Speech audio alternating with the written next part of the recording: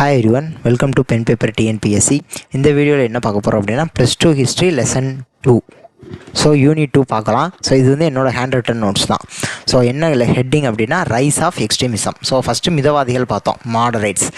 இப்போ தீவிர தேசியவாதிகள், எக்ஸ்ட்ரீமிஸ்ட். ஸோ இந்த எக்ஸ்ட்ரீமிசம் எப்படி வளருது அப்படிங்கிறத பார்க்க போகிறோம். அடுத்து ஸ்வதேசி மூமெண்ட். அப்போ 1905 பார்ட்டிஷன் ஆஃப் பெங்கால் நடந்திருக்கும், வங்க பிரிவினை நடந்திருக்கும். ஸோ அதை எதிர்த்து ஆரம்பித்ததான் இந்த ஸ்வதேசி மூமெண்ட். ஸோ இன்ட்ரோவில் என்ன கொடுத்துருப்பாங்க அப்படின்னா 1890ஸ்லேருந்து, அதாவது last decade of 19th century 1890ஸ்லேருந்து எக்ஸ்ட்ரீமிஸ்ட்டுக்கும் மாடரேட்ஸுக்கும் ஒரு பிரிவு வர ஆரம்பிச்சிருக்கும். ஸோ காரணம் என்ன அப்படின்னா எக்ஸ்ட்ரீமிஸ்ட் மாடரேட்ஸை எதிர்க்கிறாங்க. ஏன் எதிர்க்கிறாங்க அப்படின்னா மெண்டிகண்ட் பாலிசி. ஸோ இறைஞ்சுதல் கொள்கை அப்படின்னு சொல்லுவாங்க. இறைஞ்சுதல் கொள்கை. ஸோ மாடரேட்ஸ் என்னுடைய மெத்தட் எப்படின்னா எல்லாமே ப்ரேயர் பெட்டிஷன் மூலியமாக தான் கேட்பாங்க. ஸோ எல்லாமே ப்ரேயர் பெட்டிஷன் மூலியமாக தான் கேட்பாங்க. ஸோ ஆங்கிலேயர்கள்ட்ட தங்களுடைய வேண்டுகோளை ஒரு பெட்டிஷன் மூலியமாக, அப்பீல் மூலியமாக தான் கேட்பாங்க. ஸோ அது வந்து எக்ஸ்ட்ரீமிஸ்ட் எப்படி விமர்சனம் பண்ணுறாங்க அப்படின்னா இது வந்து இறைஞ்சுதல் கொள்கை. ஸோ நம்ம வந்து இப்படி பண்ணக்கூடாது, நம்ம வந்து மக்களை கொண்டு பெரிய அளவில் போராட்டம் நடத்தணும், நம்ம அடுத்த கட்டத்துக்கு போகணும் அப்படின்னு சொல்லி விமர்சிக்கிறாங்க. எக்ஸ்ட்ரீமிஸ்ட் மாடரேட்ஸை விமர்சிக்கிறாங்க. ஸோ இங்கே தான் பிளவு அப்படிங்கிறது ஆரம்பிக்குது. அப்போ எக்ஸ்ட்ரீமிஸ்டில் ஒரு 3 முக்கிய தலைவர்களை இங்கே கொடுத்துருக்காங்க. எக்ஸ்ட்ரீமிஸ்ட் அப்படின்னாலே லால் பால் தான். ஸோ லால் அப்படிங்கிறது லாலா லஜபதி ராயை குறிக்குது. அவர் பஞ்சாபை சேர்ந்தவர். பால் அப்படின்னா பிபின் சந்திர பால், வங்காளம்.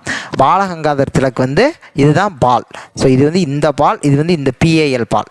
ஸோ இவர் வந்து மகாராஷ்டிரா. இந்த 3 இடங்கள் தான் எக்ஸ்ட்ரீமிஸ்ட்டுக்கு ஒரு முக்கியமான இடமாகவும் இருக்குது.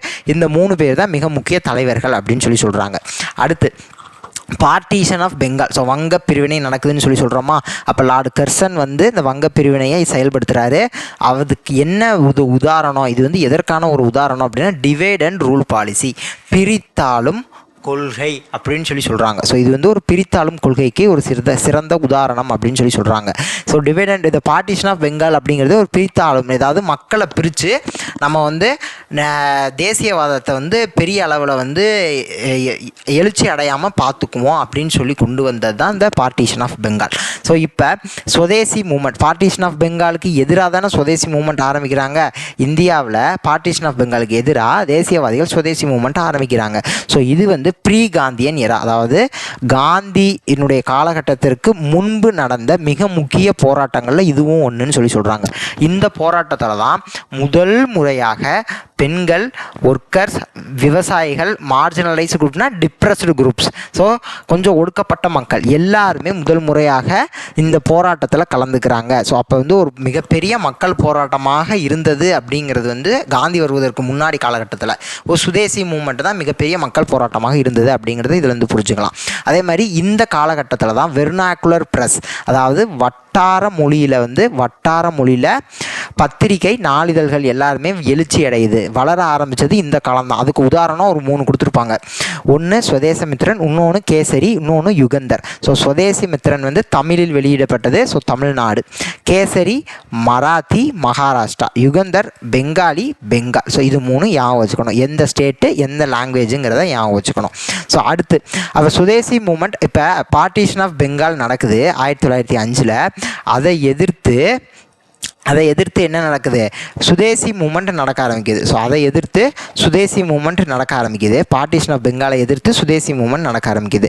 அப்போ சுதேசி மூமெண்ட் எழுச்சி அடைகிறத கட்டுப்படுத்துறதுக்காக திருப்பி ஆங்கிலேயர்கள் பல அடக்குமுறைகளை கையாளுறாங்க. ஸோ அதுதான் ரிப்ரஸிவ் ஆக்ட். ஸோ அப்போ என்னென்ன அடக்குமுறைகள்லாம் கையாண்டாங்க அப்படின்னா 1907 1907 பப்ளிக் மீட்டிங்ஸ் ஆக்ட்னு ஒன்று கொண்டு வராங்க.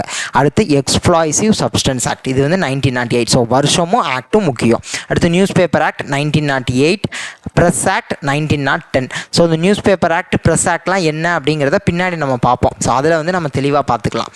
ஸோ அதே மாதிரி இப்போ தான் முதல் முறையாக ஷார்ட் அண்ட் போலீஸ் யூஸ் பண்ணுறாங்க. எதுக்கு அப்படின்னா இந்த தேசியவாதிகள் பப்ளிக் மீட்டிங்கில் பேசுவாங்கள்ல, ஸோ அதை ரெக்கார்டு பண்ணுறதுக்காக சுருக்கெழுத்து முறையை முதல்ல போலீஸ் வந்து யூஸ் பண்ணுறாங்க. இப்படி யூஸ் பண்ணி அவங்க வந்து என்ன பேசுகிறாங்கங்கிறத ரெக்கார்ட் பண்ணிக்கிட்டோம், எழுதி வச்சுக்கிட்டாங்க அப்படின்னா அதை வந்து அதுக்கு அடுத்து அவங்களுடைய செயல்பாடுகள் அதை நோக்கி இருக்கும். ஏன்னா இப்போ பப்ளிக் மீட்டிங்கில் ஒரு தலைவர் பேசுகிறாரு அப்படின்னா அவர் அடுத்தடுத்து என்ன செய்ய போகிறோங்கிறத பேசுவாங்களா. ஸோ அப்போ அந்த போலீஸ் ரெக்கார்ட் பண்ணுறப்ப ஆங்கிலேயர்கள் நம்ம அடுத்து என்ன செய்யணும், ஆங்கிலேயர்கள் என்ன செய்யணும், இவங்களை அடக்கிறதுக்கு என்ன செய்யணும் அப்படிங்கிறத அது மூலியமாக யூஸ் பண்ணிக்கிறாங்க. அந்த மீட்டிங்கில் என்ன பேசுகிறாங்கங்கிறத வச்சு இவங்களுடைய செயல்பாடுகள், ஆங்கிலேயர்களுடைய செயல்பாடுகளுமே இருக்குது அப்படிங்கிறதுக்காக சாட்டன் முறை இங்கே யூஸ் பண்ணப்பட்டிருக்கோம். ஸோ இப்போ வங்க பிரிவினை பார்க்க போகிறோம். பார்ட்டிஷன் ஆஃப் பெங்கால் ஜனவரி 6 1899 1899 ஜனவரி 6 ஜனவரி 6ஆம் தேதி கர்சன், லார்டு கர்சன் அவர்கள் ஒய்ஸ்ராயாக பதவி ஏற்றிருப்பார். ஸோ இந்த டயத்தில் தான் பஞ்சம், பிளேக் நோயெல்லாம் பரவிய காலம். ஸோ அதனால் ஆங்கிலேயர் மேலே மக்களுக்கு ஒரு எதிர்ப்பு வந்து இருக்கும். ஏன்னா ஆட்சியை அவங்க தான் பண்ணுறாங்க. அப்போ நம்ம பஞ்சத்தில் இருக்கோம், ஆனால் அரசு வந்து எந்த இதுவுமே செய்யலை. அதே மாதிரி நமக்கு நோய்வாய்ப்பட்டிருக்கு. ஸோ அப்பயும் அரசு எந்த விதமான நடவடிக்கைகளுமே எடுக்கலை அப்படின்னு சொல்லி மக்கள் வந்து ஆங்கிலேயர் மேலேயும் அவங்களுடைய ஆட்சி மேலேயும் ஒரு கோபத்தில் இருப்பாங்க. ஸோ அப்போ வந்து இவர் கர்சன் பதவி ஏற்கிறார். அந்த சமயத்தில் தான் அப்போ கர்சன் என்ன செஞ்சுருக்கணும் அப்படின்னா, இங்கே இருக்கக்கூடிய படித்த இளைஞர்களோடு பேசி ஒரு நல்ல ஒரு உடன்பாட்டை ஏற்படுத்தணும். ஆனால் அவர் அப்பயும் அதை செய்யலை. என்ன செய்கிறாருன்னா, அதற்கு மாறாக திருப்பி இவரும் அடக்குமுறைகளை தான் கையாளுறாரு. அப்போ மக்கள் ஏற்கனவே கோபத்தில் இருக்காங்க. அப்போ இவர் வந்து படித்த இளைஞர்களோடு பேசி ஒரு இணக்கத்தை உண்டு பண்ணியிருக்கணும். ஆனால் இவர் திருப்பி அடக்குமுறைகளை தான் கையாளுறாரு. அப்போ என்னென்னலாம் பண்ணுறாங்க அப்படிங்கிறத பார்க்க போகிறோம். அதாவது தேர்ந்தெடுக்கப்பட்ட இந்தியன் ரெப்ரசன்டேட்டிவ், இந்திய பிரதிநிதிகளை கல்கத்தா கார்பரேஷன்லேருந்து குறைக்கிறாரு. காரணம் என்ன, இந்தியர்கள் எண்ணிக்கையில் குறைவாக இருந்தாங்க அப்படின்னா அவர்களுடைய வாய்ஸ் இது பெருசாக எடுபடாது அப்படிங்கிறத நோக்கி இந்த செயல்பாடு நடக்குது. இது வந்து 1899. அடுத்து யூனிவர்சிட்டி ஆக்ட் 1904. இந்த யூனிவர்சிட்டி ஆக்ட் படி கல்கத்தா யூனிவர்சிட்டி வந்து கவர்மெண்ட்டோட கண்ட்ரோலுக்கு போகுது. அப்போ யூனிவர்சிட்டியில் 4 சீக்ரெட் அப்படின்னு ஞாபகம் வச்சுக்கணும். ஏன்னா ரெண்டுமே 1904 யூனிவர்சிட்டியில் 4 சீக்ரெட்டு ஞாபகம் வச்சுக்கலாம்.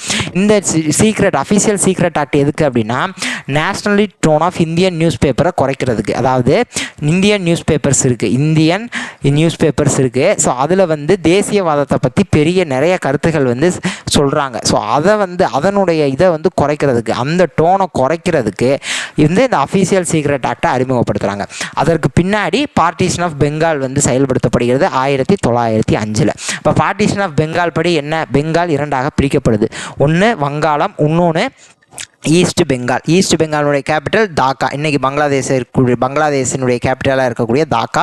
வெஸ்ட் பெங்காலினுடைய கேபிட்டல், அதாவது பெங்கால் அப்படிங்கிறது இப்போ வெஸ்ட் பெங்காலில் இருக்கக்கூடிய இடம். ஸோ அதனுடைய கேபிட்டல் கல்கத்தா. ஸோ இன்றைக்கி வெஸ்ட் பெங்காலோட கேபிட்டல் கல்கத்தாவாக தான் இருக்குது. ஸோ அந்த இடம். இப்போ இதனுடைய பரப்பளவு என்ன, இதனுடைய பரப்பளவு என்ன, இது 3.66 கிலோமீட்டர் ஸ்கொயர்.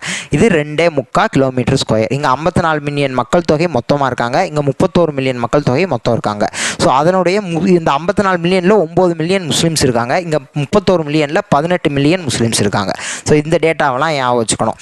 ஸோ அடுத்து இந்த இப்போ வங்காளத்தை பிரிக்கிறாங்களே, ஸோ ஆக்சுவலாக 1860களிலிருந்தே 1860ஸ்லேருந்தே வங்காளம் ஒரு அட்மினிஸ்ட்ரேட்டிவ் யூனிட்டாக, ஒரு நிர்வாகத்துக்காக பெரிய அளவில் தான் இருக்குது. நம்மளால் நிர்வாகம் பண்ண முடியலை. ஸோ அதனால் இதை பிரிச்சிடலாம் அப்படின்னு சொல்லி 1860 காலகட்டத்திலேருந்தே பேசுகிறாங்க. இது திருப்பி 1890 1890ஸ்லேயும் இதை பற்றி பேசுகிறாங்க, நம்ம பிரிக்கலாம் அப்படின்னு சொல்லி பேசுகிறாங்க.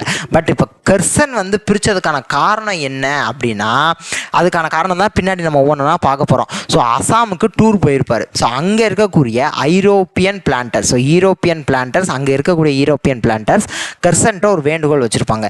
என்ன அப்படின்னா, எங்களுக்கு நேரடியாக ஒரு கடல்வழி பாதை வேண்டும். ஸோ காரணம் என்ன அப்படின்னா, நாங்கள் அஸ்ஸாம் பெங்கால் ரயில்வேஸில் இப்போதைக்கு டிபெண்ட்டாக இருக்கோம். ஸோ அந்த அஸ்ஸாம் பெங்கால் ரயில்வேஸ் வந்து அந்த டிபெண்டன்சியை குறைக்கிறதுக்காக எங்களுக்கு ஒரு நேரடி கடல் பாதை வேணும் அப்படின்னு சொல்லியிருப்பார். ஸோ அதை தொடர்ந்து தான் டிசம்பர் 1903 இவர் வந்து ஒரு ஆர்டிக்கல் மாதிரி ஒன்று எழுதுறாரு, minutes of territorial redistribution of India. So இதை ஞாபகம் வச்சுக்கணும். ஸோ இதில் வந்து சொல்கிறாரு, ஸோ இது வந்து பின்னால் மாடிஃபை பண்ணி ரிஸ்லி பேப்பர்ஸ் அல்லது ரைஸ்லி பேப்பர்ஸ் அப்படின்னு பப்ளிஷ் ஆகிருக்கும். ஸோ இதை வந்து எழுதுறாரு. ஸோ இது மாடிஃபை பண்ணி இந்த பேப்பராக பப்ளிஷ் ஆகுது.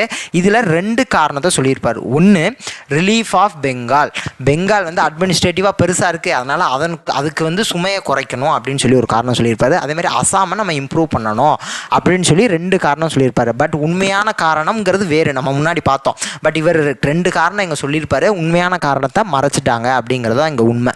ஸோ அடுத்து western Bengal, eastern Bengal. So இப்போ ஈஸ்டர்ன் பெங்காலில் எந்தெந்த ஏரியாலாம் போயிடுது அப்படின்னா, அசாம், டாக்கா, அதாவது ஈஸ்டர்ன் பெங்காலுடைய கேபிட்டலில் இருக்கக்கூடிய டாக்கா, அதுக்கப்புறம் Chittagong, parts of Rajshahi hills of Tippera மற்றும் மால்டா. சி மார்ட் அப்படின்னு ஞாபகம் வச்சுக்க சொல்லியிருக்கேன். சீனா சிட்டகாங், எம்னா மால்டா, ஏனா அசாம், ஆர்டி அப்படின்னா ராஜசாகி ஹில்ஸ் ஆஃப் டிப்பேரா அப்படின்னு அர்த்தம். ஸோ இந்த பகுதிகள்லாம் ஈஸ்டர்ன் பெங்காலோட போயிடுது. ஸோ வெஸ்டர்ன் பெங்காலுக்கு கல்கத்தா முதலிய இங்கிட்டு இருக்கக்கூடிய பகுதிகள்லாம் வெஸ்டர்ன் பெங்காலாக போயிடுது. ஸோ இது என்ன காரணத்துக்காக அவங்க பிரிக்கிறாங்க அப்படின்னா ஹிந்து முஸ்லீமை பிளவுபடுத்துறதுக்காக. ஏன்னா நம்ம முன்னாடியே பார்த்தோமா, ஹிந்துஸ் இங்கே அதிக அளவில் இருப்பாங்க. எங்கே? பெங்காலில். ஈஸ்டர்ன் பெங்காலை பொறுத்த முடிக்கும் முஸ்லீம்ஸ் அதிக அளவில் இருப்பாங்க. ஸோ இந்த மாதிரி இப்படி பிரித்தோம் அப்படின்னா ஹிந்து முஸ்லீமை டிவைட் பண்ணிடலாம். ஒன்று.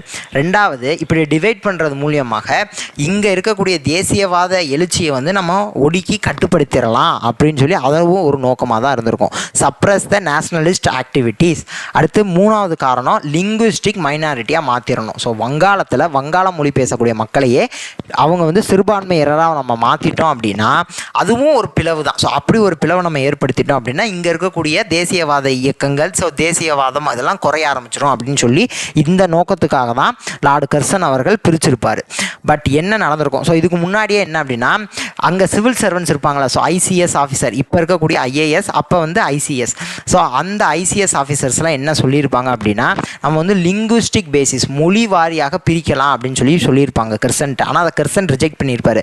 காரணம் என்ன அப்படின்னா மொழி வாரியாக பிரிக்கிறப்ப மொழியின் அடிப்படையில் அவங்க ஒன்று சேர்ந்துருவாங்க. ஸோ இது இன்னும் தேசியவாதத்தினுடைய வளர்ச்சிக்கு தான் வழிவகுக்குமே தவிர தேசியவாதத்தை நம்ம ஒடுக்க முடியாது அப்படின்னு சொல்லி இந்த கர்சன் வந்து இதை ரிஜெக்ட் பண்ணிடுவார். இந்த லிங்குவிஸ்டிக் பேசிஸில் பிரிக்கலாங்கிற ஐடியாவை ரிஜெக்ட் பண்ணிடுவார்.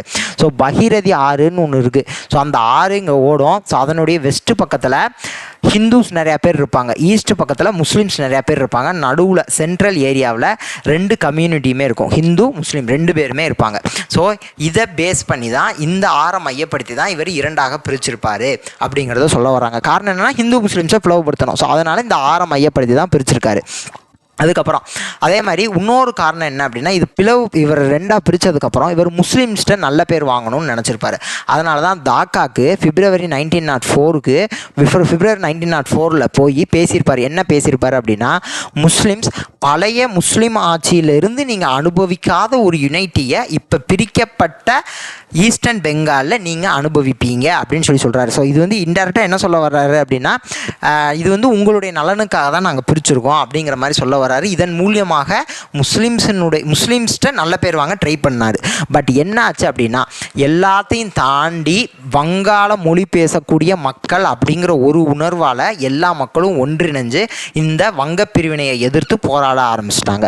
ஸோ இதுக்கு ஒரு முக்கியமான காரணம் ரவீந்திரநாத் தாகூர். ஏன்னா ரவீந்திரநாத் தாகூர் வந்து ஒரு மைய புள்ளியாக இருந்திருப்பார். இந்த வங்காள மொழி அப்படிங்கிற ஒரு அந்த மொழியினுடைய எழுச்சிக்கு ஒரு மைய புள்ளியாக ரவீந்திரநாத் தாகூர் அப்போ இருந்திருப்பார்.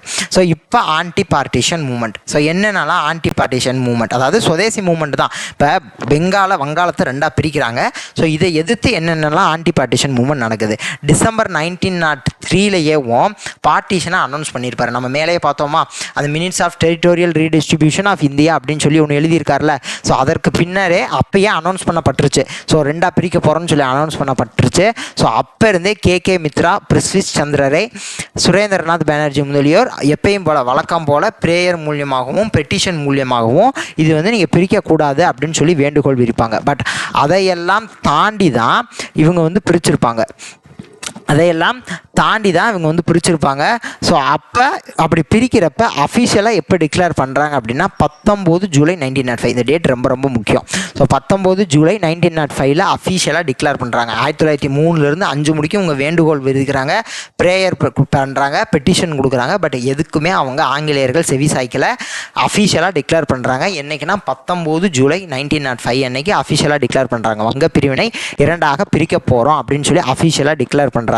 ஸோ இப்போ தான் மாடரேட்ஸை வந்து எக்ஸ்ட்ரீமிஸ்ட் ஃபோர்ஸ் பண்ணுறாங்க. என்ன அப்படின்னா நீங்கள் இத்தனை காலம் ப்ரேயர் பண்ணீங்க, பெட்டிஷன் கொடுத்தீங்க, பட் அதற்கெல்லாம் ஆங்கிலேயர்கள் செவி சாய்க்கல, நாம் அடுத்த கட்ட நடைமுறைக்கு போகணும் அப்படின்னு சொல்லி எக்ஸ்ட்ரீமிஸ்ட் ஃபோர்ஸ் பண்ணுறாங்க. அதனால் மாடரேட்ஸ் சரின்னு சொல்லி எக்ஸ்ட்ரீமிஸ்ட் பக்கம் எக்ஸ்ட்ரீமிஸ்ட் சொல்கிறத கேட்குறாங்க முதல் முறையாக. ஸோ என்ன பண்ணுறாங்க அப்படின்னா ஆங்கில பொருள்களை புறக்கணிக்கலாம் அப்படின்னு சொல்லி முடிவெடுக்கிறாங்க. முதல் முறையாக மாடரேட்ஸ் அவங்களுடைய எல்லையை தாண்டி, அவங்களுடைய வழக்கமான நடைமுறைகளை தாண்டி, ஏன்னா அவங்க வந்து ப்ரேயர் பண்ணுவாங்க, பெட்டிஷன் கொடுப்பாங்க, அப்பீல் போவாங்க. ஸோ இந்த மாதிரியான விஷயத்தை தாண்டி முதல் முறையாக நம்ம புறக்கணிக்கலாம் அப்படின்னு சொல்லி ஒரு அடுத்த கட்டத்தை நோக்கி ஒரு முடிவு எடுக்கிறாங்க. ஸோ இந்த விஷயத்தை இங்கே கவனிக்கணும். ஸோ அதே மாதிரி கல்கத்தாவில் ஒரு மீட்டிங் நடக்கும். ஸோ இது வந்து முடிவெடுத்துட்டாங்க. ஸோ எக்ஸ்ட்ரீமிஸ்ட்டு சொல்கிறத கேட்டு மாடரேட்ஸ் வந்து நம்ம பாய்காட் பண்ணலாம், ஃபாரின் குட்ஸ், பிரிட்டிஷ் குட்ஸ் எல்லாத்தையும் நம்ம புறக்கணிக்கலாம்னு சொல்லி முடிவெடுத்துட்டாங்க. ஸோ இப்போ கல்கத்தாவில் 17/7/1905 அப்போ ஒரு மீட்டிங் நடக்குது.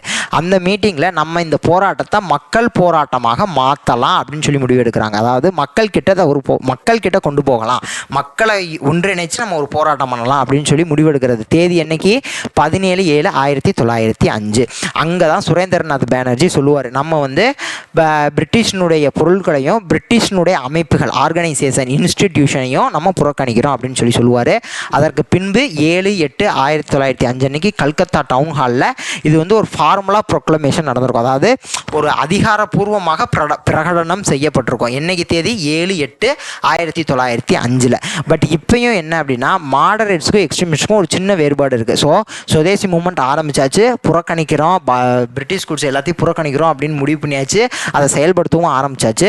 பட் மாடரேட்ஸ் என்ன நினைப்பாங்க அப்படின்னா, இதை வந்து ஒரு முழு இதாக வந்து கொண்டு போக வேணாம், ஒரு பெரிய அளவுக்கான ஒரு போராட்டமாக, ஒரு முழு இதுக்காக நம்ம வந்து கொண்டு போக வேணாம் அப்படின்னு சொல்லி மாடரேட்ஸ் நினைப்பாங்க. பட் எக்ஸ்ட்ரீமிஸ்ட் என்ன நினைப்பாங்கன்னா, இது வந்து ஒரு நல்ல சந்தர்ப்பம், இதை வந்து ஒரு பெரிய அளவில் நம்ம மக்கள் போராட்டமாக கொண்டு போய் ஆங்கிலேயர்களை நேரடியாக பெருசாக நம்ம எதிர்க்கலாம் அப்படின்னு சொல்லி எக்ஸ்ட்ரீமிஸ்ட் நினைப்பாங்க. ஸோ மாடரேட்ஸ் நம்ம ஆரம்பித்தது வங்க பிரிவினைக்காக தான். ஸோ நம்ம அதை எதிர்த்து மட்டும் நம்ம போராடினா போதும் அப்படின்னு சொல்லி, இது வந்து ஒரு பெரிய அளவில் மக்கள் போராட்டமாக கொண்டு போக வேணாம் அப்படின்னு சொல்லி நினைப்பாங்க. எக்ஸ்ட்ரீமிஸ்ட் இதை மக்கள் போராட்டமாக மாற்றணும் அப்படின்னு சொல்லி, பெரிய அளவில் ஒரு மக்கள் போராட்டமாக மாற்றணும்னு சொல்லி நினைப்பாங்க. ஸோ இந்த மூமெண்ட், இந்த சுதேசி மூமெண்ட் அப்படிங்கிறது எப்படி வளருது அப்படிங்கிறது ஸ்ப்ரெட் ஆஃப் த மூமெண்ட் அப்படிங்கிற டைட்டிலில் கொடுத்துருப்பாங்க. என்ன அப்படின்னா, ஸ்டூடெண்ட்ஸ், ஸோ ஆர்கனைஸ்டாக நிறையா இடத்துல நடக்கும். பட் அது போக ஸ்டூடெண்ட்ஸ் வந்து ஸ்பான்டேனியஸாக, அதாவது திடீர்னு பெரிய அளவில் போராட்டம் பண்ண ஆரம்பிப்பாங்க.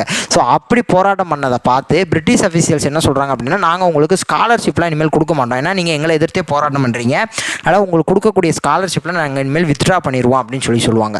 ஸோ அதற்கு ரெஸ்பாண்ட் பண்ணி, ஸோ அதை எதிர்த்து, நீங்கள் என்னடா எங்களுக்கு ஸ்காலர்ஷிப் கொடுக்குறது, நாங்கள் உங்கள் பள்ளி கல்லூரிகள்லேருந்தே வெளியேறோம் அப்படின்னு சொல்லி நாங்கள் நேஷ்னல் ஸ்கூல்ஸ், நேஷ்னல் காலேஜஸ் ஆரம்பிக்க போகிறோம், தேசிய கல்லூரிகள், தேசிய பள்ளிகள் ஆரம்பிக்க போகிறோம், அதை நாங்கள் திறந்து நாங்கள் அதில் படிச்சுக்கிறோம் அப்படின்னு சொல்லி இதுக்கு ரெஸ்பாண்ட் பண்ண விதமாக national schools and colleges open பண்ணியிருப்பாங்க. ஸோ அதே மாதிரி இந்த சுதேசி மூவ்மெண்ட் அப்போ religious festivals such as Durga pujas, so Durga puja முதலிய பண்டிகைகளை வந்து இந்த சுதேசி மூவ்மெண்ட்டை வந்து கருத்துக்களை வந்து கொண்டு போய் சேர்க்கறதுக்கு பயன்படுத்தியிருப்பாங்க. அதாவது துர்கா பூஜா முதலிய பண்டிகைகளை இப்போ வந்து மக்கள் பெரிய அளவில் கூடியிருப்பாங்களா, ஸோ அந்த இடத்துல இந்த சுதேசிய கருத்துக்களை கொண்டு போய் மக்கள்கிட்ட ஈஸியாக சேர்க்கலாம் அப்படின்னு சொல்லி அந்த இடத்துல சுதேசிய கருத்துக்களை போய் பேசியிருப்பாங்க. அப்புறம் 16 அக்டோபர் 1905 அன்னைக்கு அஃபீஷியலாக வங்காளம் 2ஆக பிரிக்கப்படுது. ஸோ அனௌன்ஸ் பண்ணது என்னைக்கு? 19 ஜூலை 1905. 19 ஜூலை 1905 அஃபிஷியலாக டிக்ளேர் பண்ணது.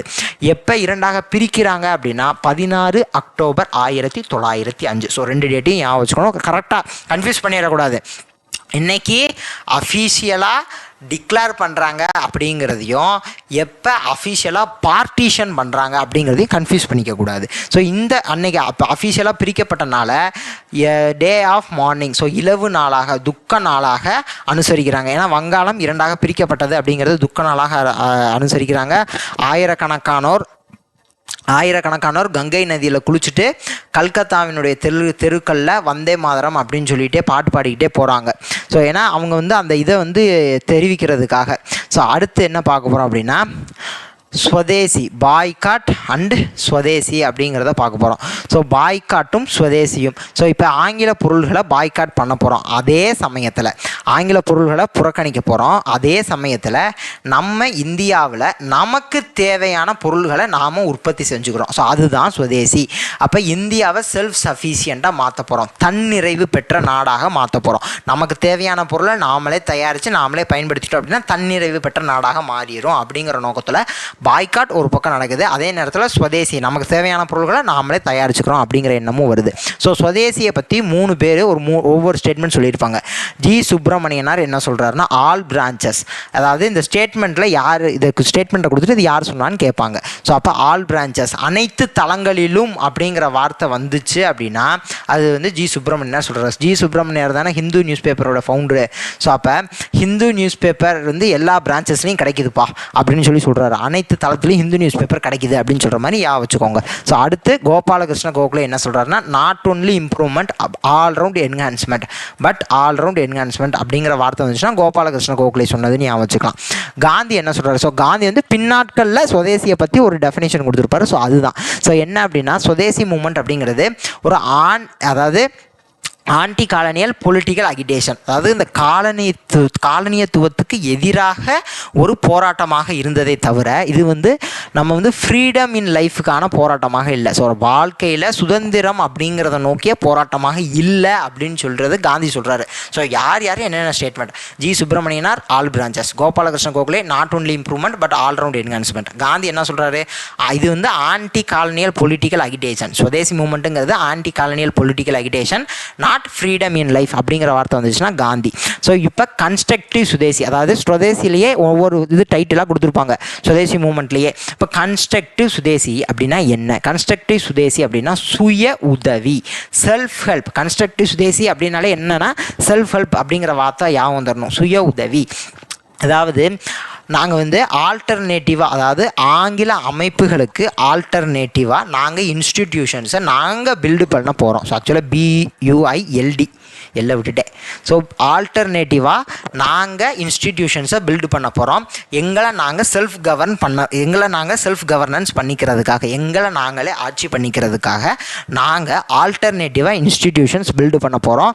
ஸோ ஆங்கிலேயர்களுடைய எந்த ஒரு இடையூறும் இன்றி நாங்கள் செயல்படுத்தி நாங்கள் இயங்குவதற்காக நாங்கள் ஆல்டர்னேட்டிவாக இன்ஸ்டிடியூஷன்ஸ் பில்ட் பண்ண போகிறோம். ஸோ இதுதான் கன்ஸ்ட்ரக்டிவ் சுதேசி. அப்போ இது வந்து எதுக்காக அப்படின்னா மக்களை ஒரு போராட்டம், அரசியல் போராட்டம் நடத்துவதற்கு முன்பாக மக்களை அதுக்கு தயார்படுத்தணும் அப்படிங்கிற நோக்கத்தோடு கொண்டு வந்தது அந்த சுதேசி, கன்ஸ்ட்ரக்டிவ் சுதேசி அப்படிங்கிற கான்செப்ட். ஸோ அரசியல் போராட்டம் பெரிய அளவில் பண்ண போகிறோம். ஸோ அதுக்கு முன்னாடி மக்கள் அதுக்கு தயார்படுத்தணும்ல. ஸோ அதுக்கு கொண்டு வந்தது அந்த கன்ஸ்ட்ரக்டிவ் சுதேசி. ஸோ ரவீந்திரநாத் தாகூர் வந்து இந்த கன்ஸ்ட்ரக்டிவ் சுதேசியை மக்கள்கிட்ட பெரிய அளவில் கொண்டு போய் சேர்த்துருப்பாரு. அவர் இம்போஸ் பண்ணது ஆத்ம சக்தி, செல்ஃப் ஹெல்ப். அதாவது சுதேசி எல்லாம் ஒன்று தான். ஸோ சுதேசி, கன்ஸ்ட்ரக்டிவ் சுதேசி அப்படின்னாலே செல்ஃப் ஹெல்ப், சுய உதவின்னு சொன்னேன். ஸோ அது வந்து ஆத்ம சக்தின்னு சொல்கிறாங்க. ஆத்ம சக்தி, செல்ஃப் ஹெல்ப்.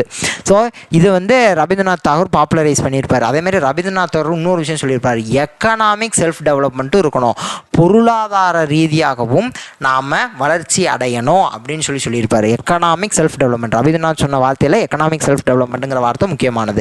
ஸோ அதேமாதிரி எஜுகேஷன் வந்து சுதேசி லாங்குவேஜில் இருக்கணும், நம்மளுடைய வட்டார மொழி, அதாவது தமிழ்நாடுனா தமிழ்லையும் கர்நாடகாவில் கன்னடத்துலையும் இருக்கணும் அப்படின்னு சொல்லியிருப்பார். எஜுகேஷன் சுதேசி லாங்குவேஜில் இருக்கணும். அதேமாதிரி நீங்கள் திருவிழாக்கள், இந்த மாதிரி மேலாஸ் ஃபேர்ஸ் அப்படின்னா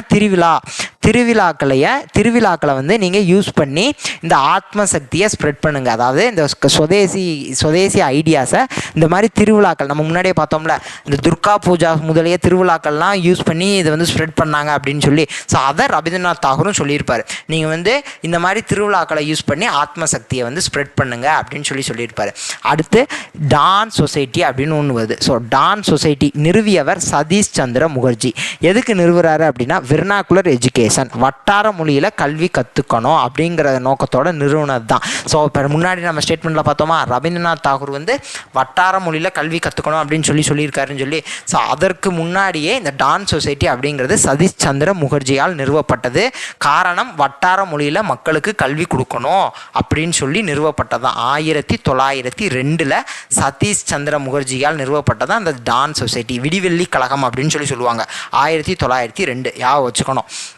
அடுத்து 5/11/1905 இந்த சுதேசி மூமெண்ட் நடந்த காலகட்டத்தில் நேஷ்னல் கவுன்சில் ஆஃப் எஜுகேஷன் அப்படின்னு ஒன்று தொடங்கியிருப்பாங்க.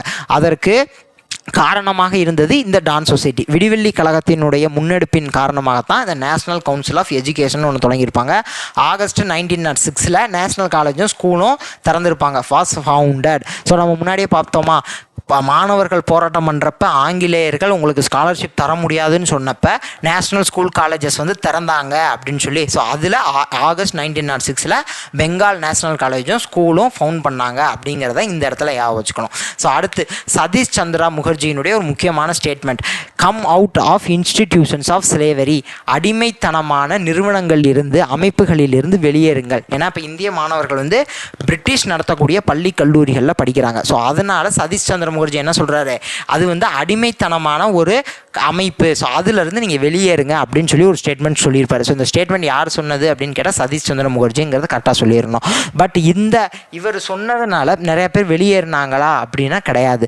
காரணம் என்ன அப்படின்னா, வெளியே வந்து இந்த நேஷ்னல் ஸ்கூல் நேஷ்னல் காலேஜஸில் படித்த நிறையா பேருக்கு வேலை வாய்ப்பு அப்படிங்கிறது கிடைக்கல. என்ன காரணம் அப்படின்னா, இப்போ ஆங்கிலேயர்களை எதிர்த்து திறக்கப்பட்டது அந்த national school national college. So அதனால் அங்கே படித்த மாணவர்களுக்கு வேலை வாய்ப்பு அப்படிங்கிறது கிடைக்கல. காரணம் ஆங்கிலேயர்கள் தான். ஆங்கிலேயர்கள் வேலை வாய்ப்பு அந்த இடத்துல நீங்கள் படிச்சுட்டு வந்தீங்கன்னா வேலை கிடையாதுங்கிற மாதிரி சொல்லிட்டாங்க. ஸோ அதனால் வேலை வாய்ப்பு கிடைக்காத காரணத்தினால இவருடைய முயற்சி வந்து பெரிய அளவில் சக்ஸஸ் ஆகலை அப்படிங்கிறத சொல்லி இந்த இடத்துல முடிச்சிருப்பாங்க. ஸோ அதுக்கப்புறம் இந்த சுதேசி அப்படிங்கிற ஐடியா எப்படி தோற்றம் அடையுது அப்படிங்கிறத பார்க்க போகிறோம். அப்போ சுதேசிக்கினுடைய அர்த்தம் ஒன்ஸ் ஓன் கண்ட்ரி, சொந்த நாடு அப்படிங்கிற மாதிரி ஞாபகம் வச்சுக்கோங்க. சுய தேசம், அதே சுதேசி சுய தேசம், அப்போ சொந்த நாடுங்கிற மாதிரி ஒன்ஸ் ஓன் கண்ட்ரி. இப்போ 1905 காங்கிரஸ் லீடர்களால் இந்த சுதேசி அப்படிங்கிற கருத்து வந்து சொல்லப்படுது.